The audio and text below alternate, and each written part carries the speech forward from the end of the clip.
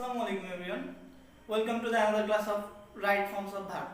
গত ক্লাসে আমরা প্রেজেন্ট ইনডিফিনাইট টেন্স কিভাবে আমরা চিনতে পারবো যে আমাদের ভার্বটা প্রেজেন্ট ইনডিফিনাইট টেন্স হবে সেটা আমরা খুব সুন্দরভাবে বুঝতে পেরেছিলাম।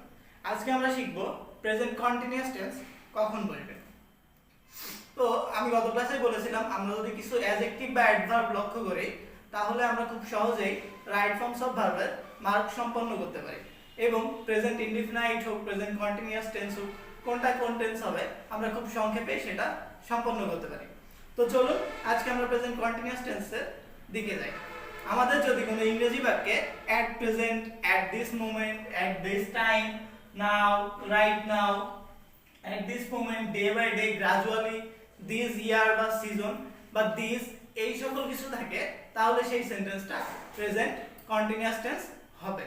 তো প্রেজেন্ট কন্টিনিউয়াস টেন্স করতে গেলে আমরা জানি যে প্রেজেন্ট কন্টিনিউয়াস টেন্সের গঠনটা যে সাবজেক্ট বসবে, তারপর সাহায্যকারী ভার্ব am অথবা is অথবা are বসবে এবং আমাদের মূল যে ভার্বটা থাকবে সেটার সাথে ing যুক্ত হবে। চলুন কিছু উদাহরণের মাধ্যমে দেখি। আমরা যদি উদাহরণ একে দেখি, I এখানে ভার্বে আছে go, তারপর আছে to bed এবং বাক্যের মাঝে now রয়েছে। তো আমরা যেহেতু জানি যে বাক্যের মাঝে now থাকলে সেটা প্রেজেন্ট কন্টিনিউয়াস টেন্স হবে। তো এখানে আমাদের গোটাকে তাহলে প্রেজেন্ট কন্টিনিউয়াস টেন্সে রূপান্তর করতে হবে। তো আই এর পরে যথাযথ সাহায্যকারী ভার্ব হিসেবে am বসে এবং গোটাই আমাদের মূল ভার্ব, এর সাথে যদি আই যুক্ত করি তাহলে গোইং, তাহলে I am going to bed now. ঠিক একই ভাবে আমরা দেখি Jamil not go to school today. এটা আমাদের একটু লক্ষ্য করতে হবে যে যদি বাক্যে নেগেটিভ থাকে তাহলে আমাদের সাহায্যকারী ভার্বের পরে নেগেটিভটা বসাতে হবে।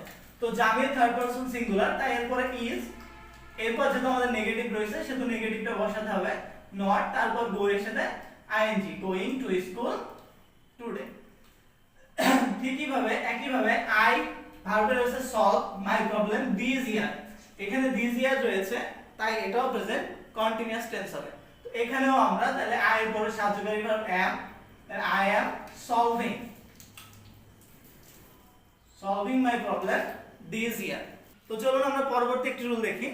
আমরা এই জিনিসটা খুবই গুরুত্বপূর্ণ এবং এটা থেকে আমাদের বেশিরভাগ কোশ্চেনগুলো এসে থাকে যে শ্যাল, উইল, ক্যান, কুড, এগুলো আমরা জানি যে এগুলো মডেল অক্সিলারি ভার্ব এবং মডেল অক্সিলারি ভার্বের পরে সব সময় আমাদের ভার্বের প্রেজেন্ট ফর্ম অর্থাৎ V1 ফর্মটাই বসবে।